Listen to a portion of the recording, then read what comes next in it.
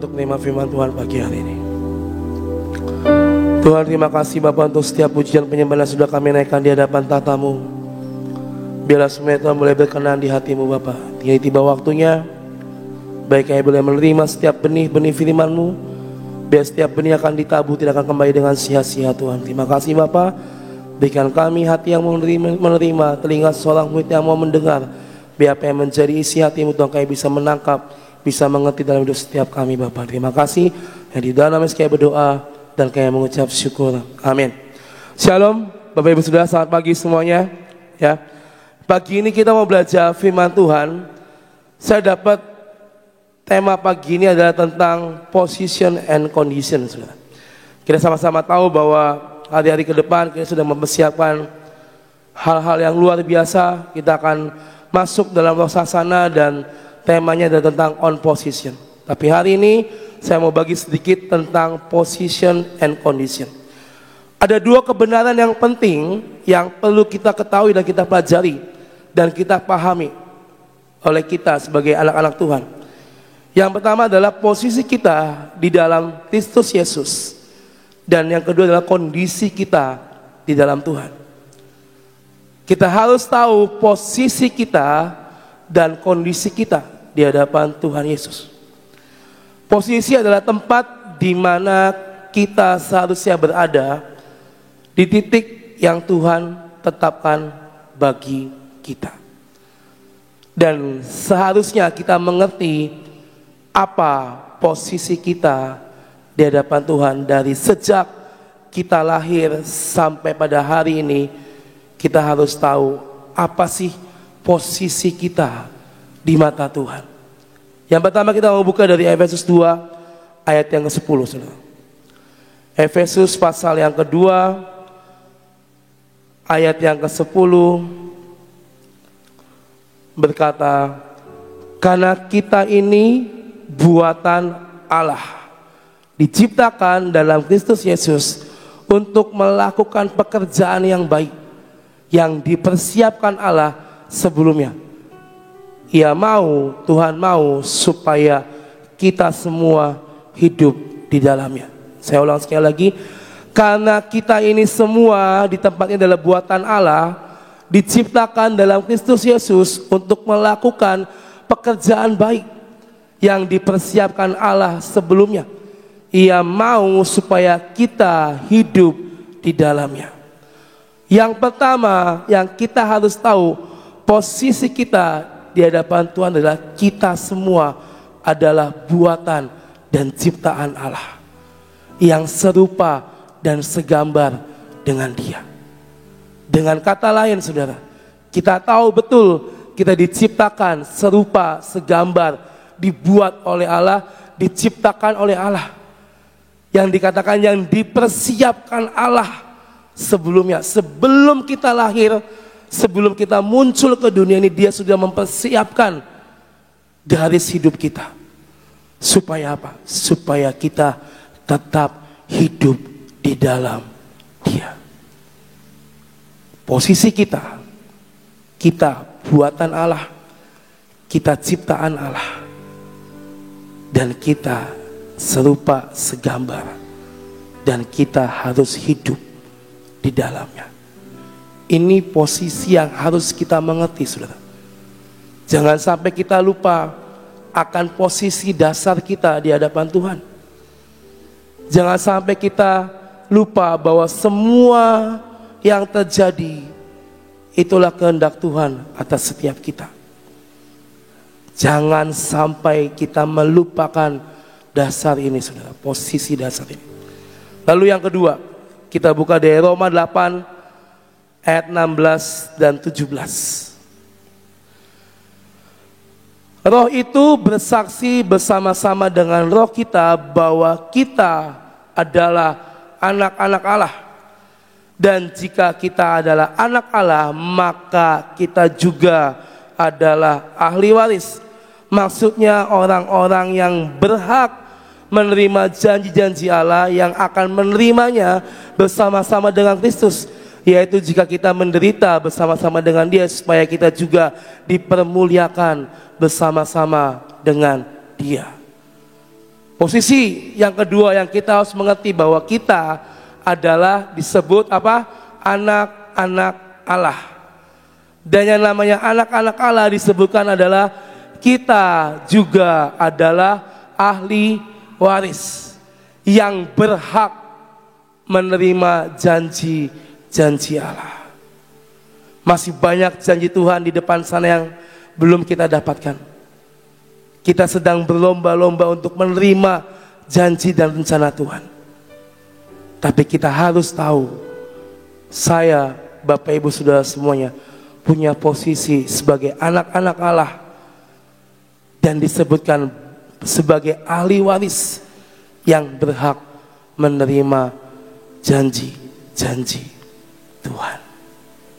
Kita adalah anak-anak Allah dan ahli warisnya. Amin.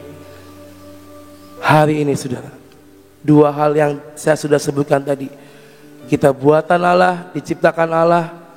Lalu kita adalah anak-anak Allah, bukan cuma dibuat dan diciptakan, tapi kita diangkat menjadi anak-anak Allah, resmi, sah.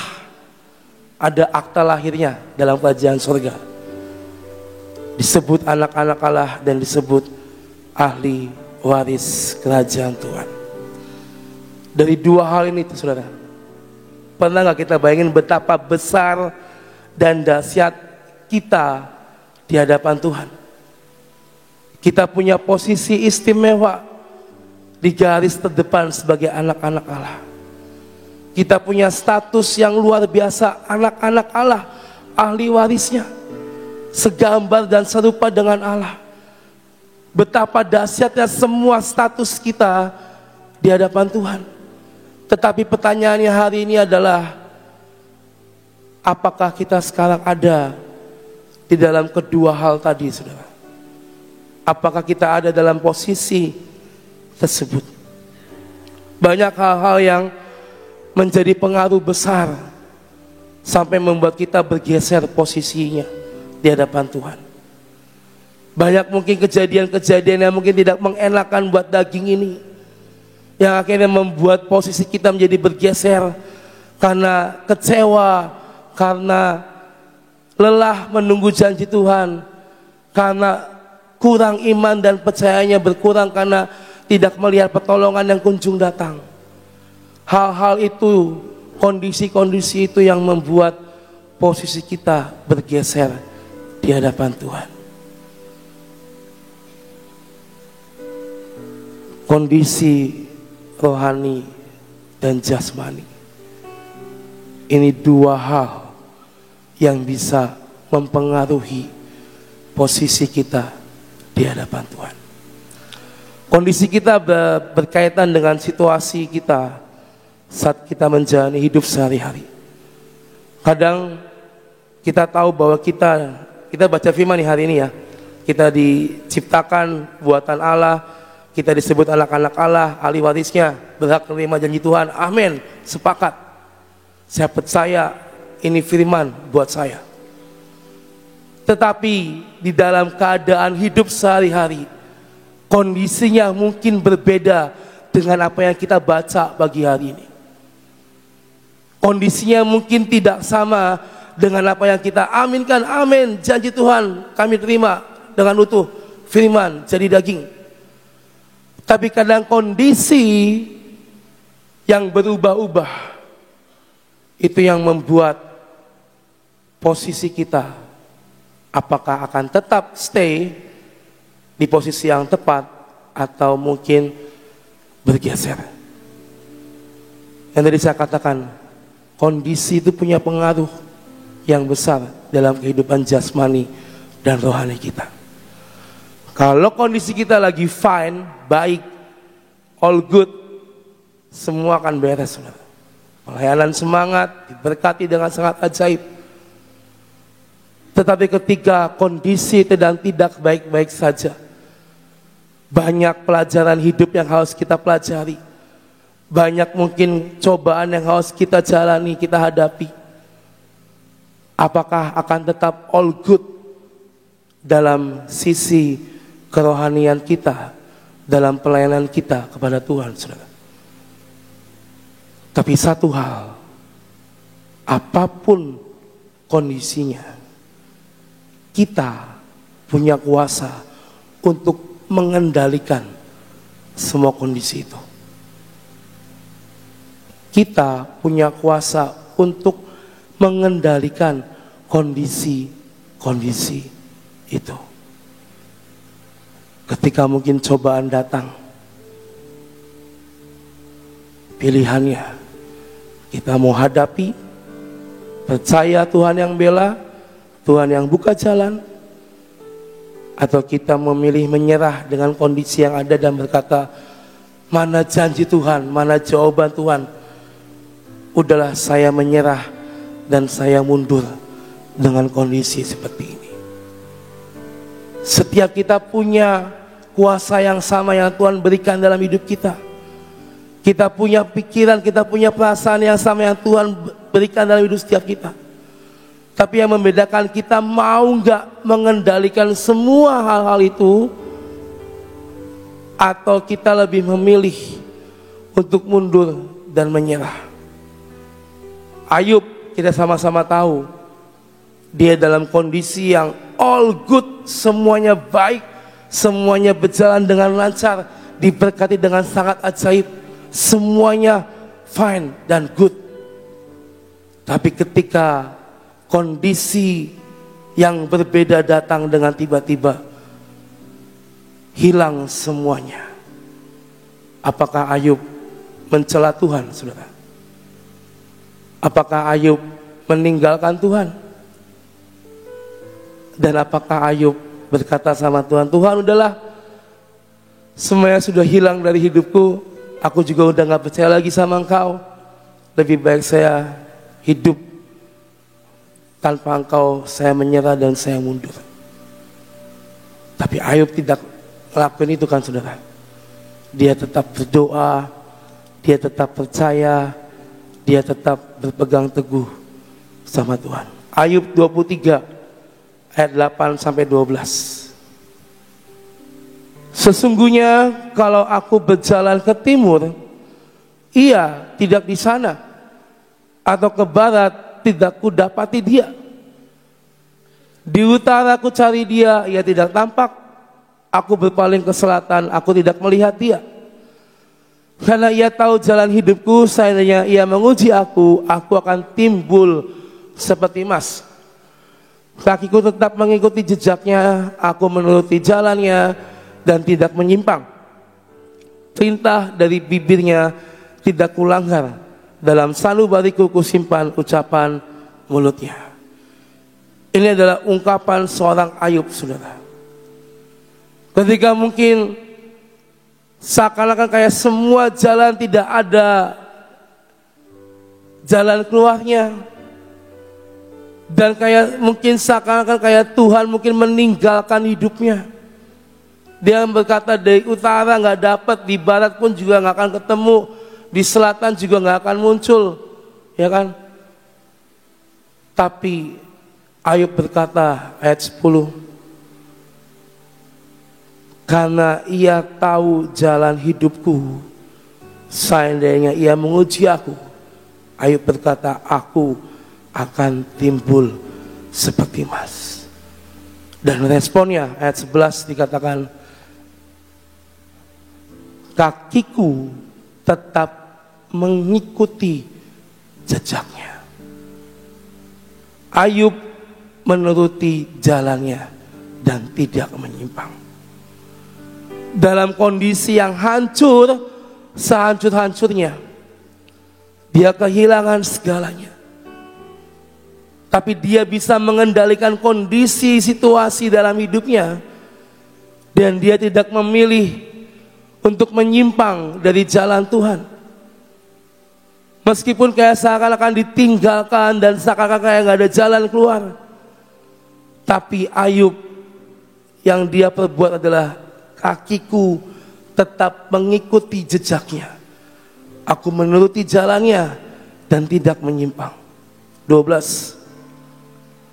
Perintah dari bibirnya tidak kulanggar. Nih saudara, Ayub tidak pernah melanggar satu hal pun apa yang keluar dari mulut Tuhan Allah Bapa.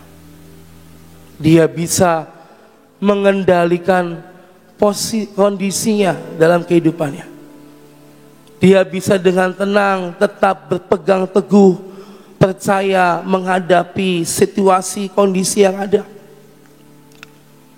Dia tidak meninggalkan Tuhan, dia tidak menyimpang, dia tidak kecewa sama Tuhan, itu yang penting. Hari-hari ini banyak mungkin anak-anak Tuhan yang kecewa karena mungkin kayak seakan-akan semua yang dilakukan itu buntu, kayak gak ada jalan keluar. Banyak anak-anak Tuhan yang kecewa karena hidupnya gini-gini aja.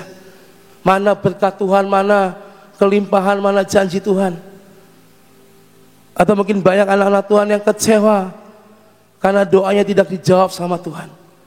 Saya udah puasa, saya udah doa, ngelakuin semuanya, tapi toh sampai sekarang saya nggak dapat itu semua.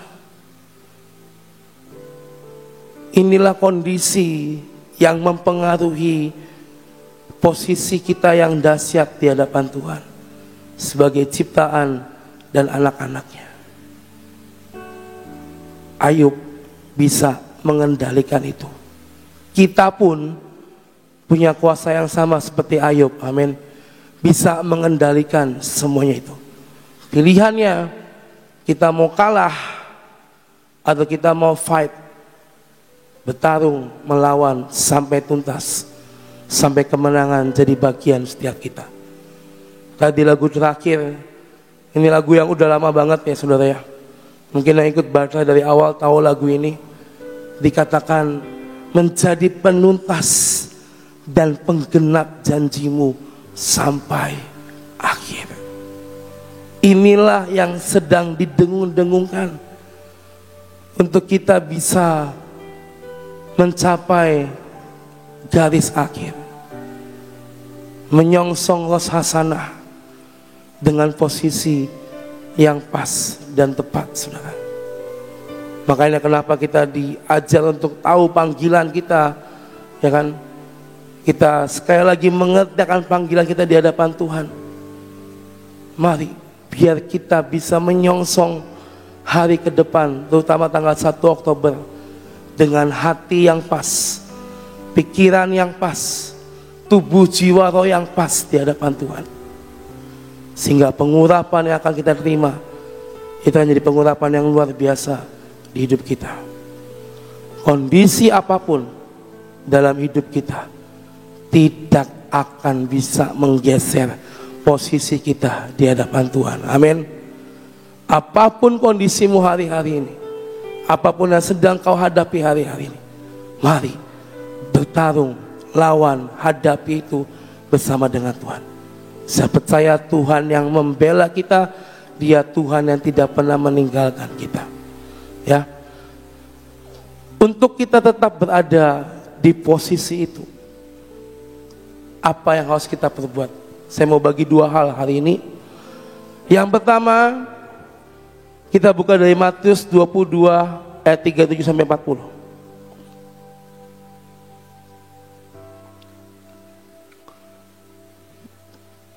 Jawab Yesus kepadanya, kasihilah Tuhan Allahmu dengan segenap hatimu, dan dengan segenap jiwamu, dan dengan segenap akal budimu. Itulah hukum yang terutama dan yang pertama. Dan hukum yang kedua yang sama ialah kasihilah sesamamu manusia seperti dirimu sendiri. Apa yang harus kita perbuat untuk kita tetap ada di posisi yang tepat? Apa yang tadi kita sudah pelajari di awal. Yang pertama adalah back to basic. Kembali kepada dasar firman Tuhan. Saya percaya firman Tuhan adalah dasar yang teguh, dasar yang kuat. Apa yang bisa kita perbuat? Start dari firman ini. Kasihilah Tuhan Allahmu seperti dirimu sendiri. Kasihilah sesamamu manusia seperti dirimu sendiri. Ini firman yang mungkin kita sudah baca dari kita ada di bangku sekolah TK, kelas sekolah minggu sampai pada hari ini. Tapi apakah kita sudah mempraktekkan ini dalam kehidupan kita, saudara? Yang paling susah itu kalau kita mengasihi mungkin musuh kita, orang-orang yang mungkin membuat kita kecewa. Tapi hari ini Tuhan terlebih dahulu mengasihi kita.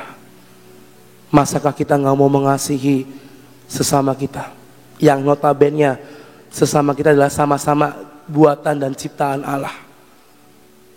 Masa kita mau taruh dendam, mau taruh curiga terhadap sesama kita? Back to basic, kembali kepada dasar firman, yaitu kasihilah Tuhan Allahmu, kasihilah sesamamu manusia. Ini yang harus kita perbuat di hidup kita. Firman dasar, firman yang menjadi dasar yang paling dasar di hidup kita tentang mengasihi.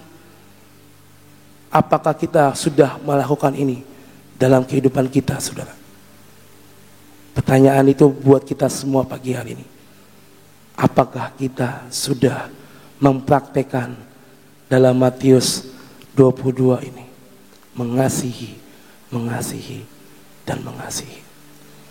Lalu poin yang kedua, yang terakhir, saudara. Yesaya 43 ayat 18 sampai 19. Firman-Nya, janganlah ingat-ingat hal-hal yang dahulu, dan janganlah perhatikan hal-hal yang dari zaman purbakala. Ayat 19. Lihat, aku hendak membuat sesuatu yang baru, yang sekarang sudah tumbuh. Belumkah kamu mengetahuinya? Ya, aku hendak membuat jalan di padang gurun dan sungai-sungai di padang belantara. Poin yang kedua, kita menatap ke depan, saudara. Apa yang sudah terjadi di belakang kita, lupakan. Itulah pengalaman hidup yang kita jalani. Tapi hari ini, sampai nanti akhir September kita punya 15 jam, selang 2 hari kita akan Rosh Hasanah. Mari menatap ke depan. Bulan lalu kita difirmankan akan menerima ladang yang baru, benar? Ada mandat yang baru, tugas dan tanggung jawab yang baru. Itu yang harus kita lihat, saudara. Itu yang harus kita kejar. Oh, ada ladang yang baru, ada mandat yang baru yang sedang Tuhan persiapkan untuk hidup saya. Mari bersama-sama, ya Tuhan, aku mau meraih semua janji-janji itu. Jangan kita terjebak, gak bisa move on. Ya, selalu ingat masa lalu, masa lalu, masa lalu. Tapi hari ini, Tuhan mau kita jangan berlarut-larut dalam kondisi yang udah terjadi di belakang kita. Dikatakan Tuhan akan memulihkan kehidupan dan kondisi kita. Aku hendak membuat sesuatu yang baru, yang sekarang mungkin sedang tumbuh. Ya, firman udah dibagi dari beberapa bulan lalu, ya kan, tentang ladang yang baru, mandat yang baru, persiapan menghadapi tantangan di depan, sudah dibagi semuanya. Ini firman benih yang kita ambil, kita tabur, sedang bertumbuh dalam hidup kita. Amin. Dan kita akan melihat semuanya akan bertumbuh, dan Tuhan akan membuka semuanya di hadapan kita. Apa yang sudah terjadi, ya sudah. Jangan itu menjadi alasan untuk kita gak bisa on fire kembali di hadapan Tuhan. Memang kadang sulit, saudara, melupakan apa yang terjadi, yang itu yang mungkin berpengaruh dalam hidup kita. Contoh, saya pernah ngalamin situasi, kondisi di mana kehidupan rohani saya tidak lagi good, ya, penyembahan saya tidak good, dan Tuhan tidak senang dengan itu semua. Jujur, ketika saya ditegur dan saya dibilang seperti itu, saya kaget dan saya nggak tahu apa yang harus saya perbuat, Tuhan. Kayak seakan-akan semua berjalan baik, tapi itu tidak sesuai dengan hati Tuhan. Itu membuat saya tuh Setiap hari mikir apa nih yang tidak tepat, apa yang salah di hidup saya. Dan saya tahu bahwa seorang penyembah itu memang harus benar-benar menyembah Tuhan itu dalam dan kebenaran. Gak bisa cuma asal bunyi, asal keluar dari mulut kita, tapi benar-benar sungguh-sungguh perlu dijaga semua roh api yang ada dalam diri kita. Saya ditegur, saya dibilang lagi tidak good kerohaniannya, ayo kejar. Dan satu hal yang saya perbuat, saya cuma bisa bilang, Tuhan, I'm coming back to the heart of worship. Aku mau balik. Gampang gak saudara? Jujur, banyak sekali godaan-godaan yang ada. Perlu berjuang ekstra keras untuk kembali ke posisi seorang penyembah yang berkenan. Perlu effort, perlu perjuangan, perlu istilahnya harga yang harus dibayar. Kadang perbedaannya tipis antara menyembah Tuhan dalam roh dan kebenaran dan menyembah seperti kebiasaan kita. Itu beda tipis. Saya sebagai seorang WL penyembah itu beda tipis, saudara. Kayak seakan-akan di mesbah angkat tangan, jemaat ikut angkat tangan, semua kayak fine. Tapi itu tidak seperti apa yang Tuhan mau atas hidup saya. Dan hal itu saya cuma bisa bilang, Tuhan, sadarkan aku Tuhan.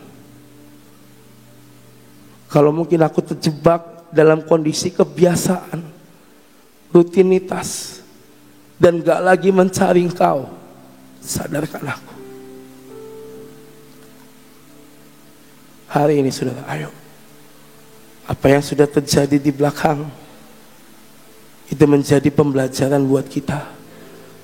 Kita melihat ke depan. Janji Tuhan besar buat kita, amin. Position and condition. Kita harus tahu hari ini di mana posisi kita dan apa kondisi kita hari-hari ini. Jangan kalah dengan kondisimu, tapi taklukkan itu, kendalikan itu seperti Ayub, yang akhirnya dia menerima kembali semua yang hilang dari hidupnya. Dan saya pun percaya kalau kita bisa menaklukkan semua kondisi dalam kehidupan kita, Tuhan bukan Tuhan yang berhutang bagi setiap kita, amin. Dia akan mengembalikan semua yang hilang. Dia akan membangun kembali semua yang runtuh di hidup kita.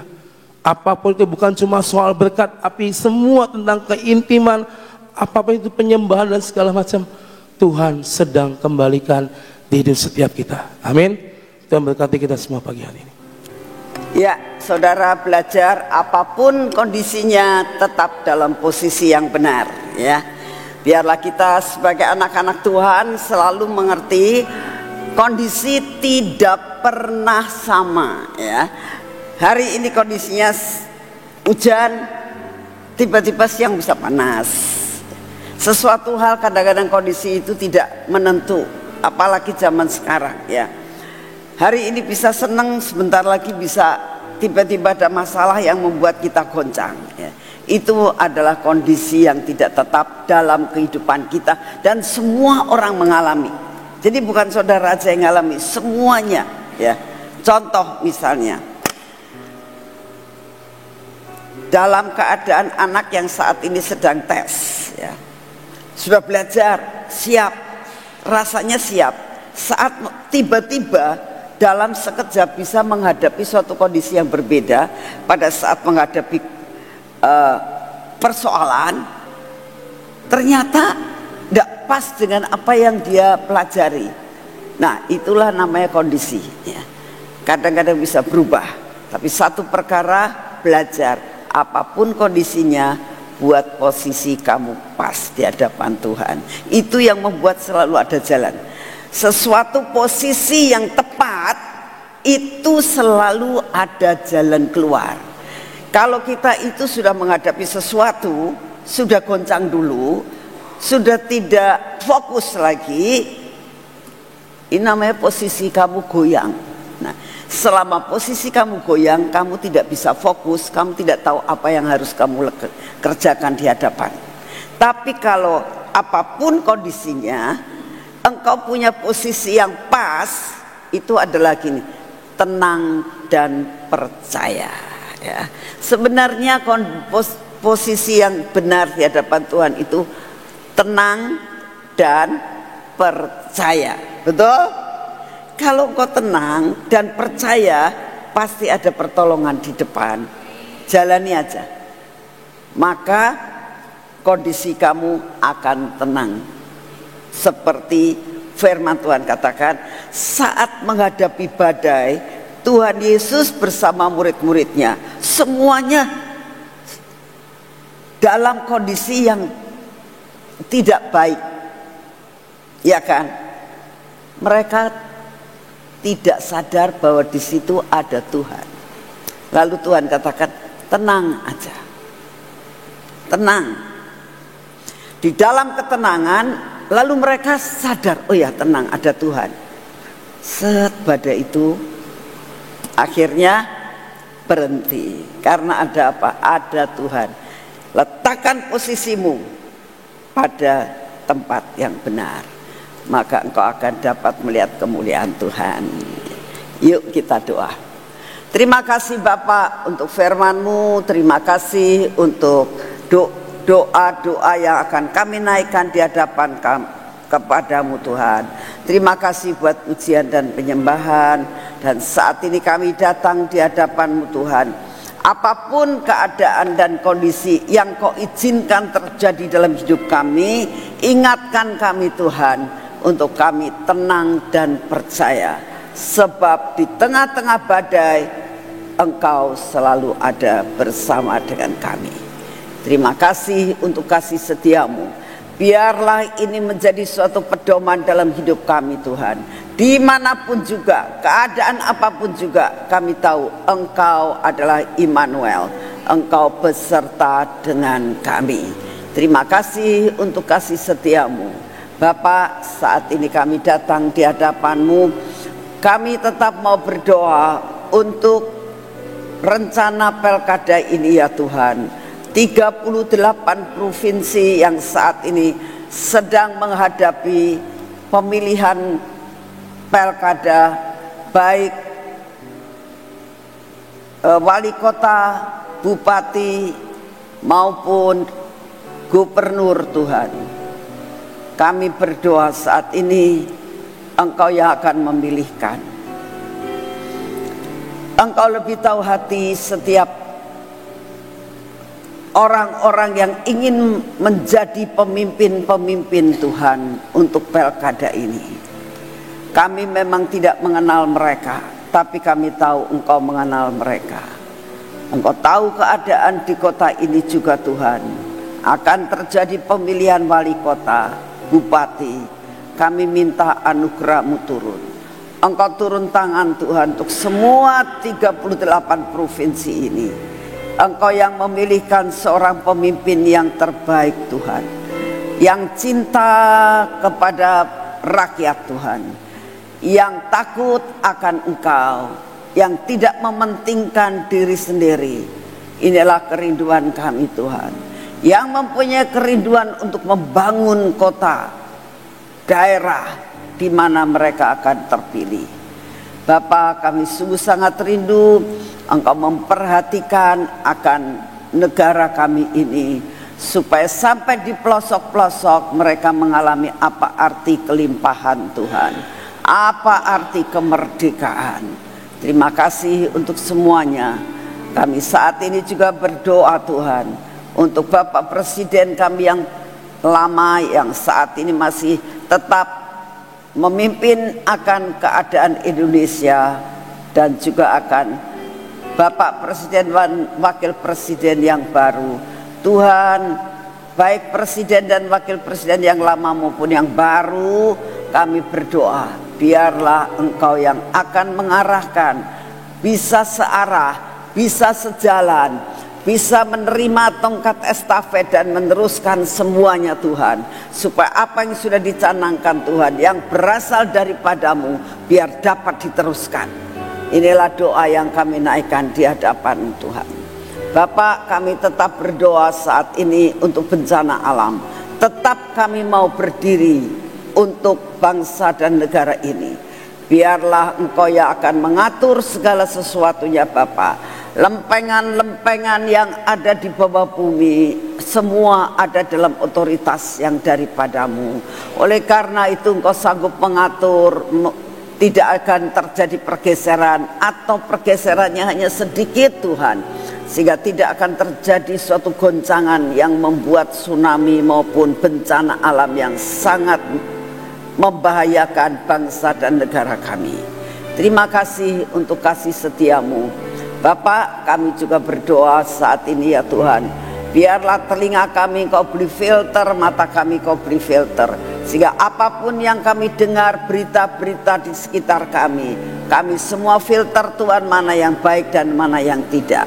Terima kasih untuk kasih setiamu Bapak. Saat ini kami juga berdoa, beri kepada kami daya tahan tubuh, supaya benar-benar kami ini apapun yang Kau izinkan terjadi, kami tidak akan terkena. Terima kasih untuk kasih setiamu Bapak. Saat ini siapkan hati kami untuk memasuki akan acara yang besar Prosasana ini, acara yang dimulai dengan segala sesuatu penyembahan 15 jam untuk pemulihan Pondok Daud, untuk memulihkan kehidupan kami. Bapak, kami minta dalam nama-Mu, siapapun juga yang ikut ambil bagian di dalam doa berantai ini dan puasa berantai ini, kami minta di dalam nama-Mu, Engkau yang akan terus membuat kami mengalami perubahan-perubahan. Kami boleh mengalami perkara-perkara yang ajaib, kami boleh mengalami akan ladang-ladang baru, kami boleh mengalami akan pintu-pintu yang terbuka. Bapak, kami percaya ini akan terjadi Tuhan. Mujizat-Mu terjadi, surga menyentuh bumi terjadi di tempat ini. Kami tahu bahwa setiap saat dan waktu kami melihat dan mata kami tercelik apa yang Kau lakukan di taman Tuhan. Dan hamba percaya Kau akan lakukan di tempat ini pada saat kita masuk di dalam doa 15 jam. Kami minta Tuhan hadirat-Mu, sentuhan-Mu Tuhan, dan mujizat-Mu terjadi. Bapak, kami percaya Kau dengar doa kami, sehingga banyak jiwa-jiwa yang diselamatkan Tuhan, dan banyak jiwa-jiwa yang datang dan rindu dan berlari kepadamu seperti pujian tadi. Terima kasih Bapak, terima kasih Tuhan Yesus, terima kasih Tuhan Roh Kudus, dan buat kami sederap selangkah bersama dengan Engkau. Ada unity Tuhan, dan kami minta di dalam nama-Mu, semua lubang-lubang dalam hidup kami Kau tutup, sehingga kami boleh mengalami kelepasan, kami mengalami lawatan, kami mengalami jamahan-Mu, dan kami mengalami berkat yang berkelimpahan. Bapak, kami juga berdoa untuk sebentar sore, kami berdoa untuk Pak Ridwan yang akan menyampaikan firman-Mu. Kami berdoa untuk orang-orang Lewi, anak-anak-Mu ini yang bertugas di tempat ini. Tuhan, kami minta Kau kuduskan, Engkau layakkan mereka melayani Engkau Raja di atas segala raja. Kami mau menyerahkan tempat ini Tuhan. Mulai pagi ini Engkau sudah mulai melawat kami. Hadirat-Mu memenuhi tempat ini. Banyak jiwa yang datang karena mereka rindu ada sesuatu yang mereka akan dapatkan sebentar sore. Terima kasih Bapak, Engkau begitu amat sangat luar biasa atas hidup kami. Kami mengucap syukur punya Bapa seperti Engkau. Dalam nama Tuhan Yesus, mari kita masuk dalam pengurapan.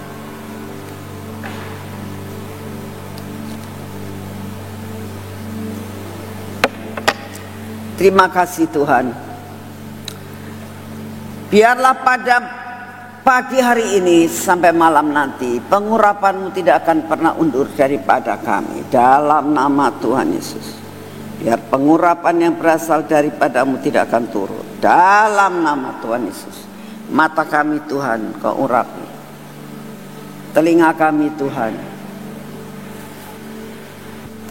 bibir mulut kami dan hati kami.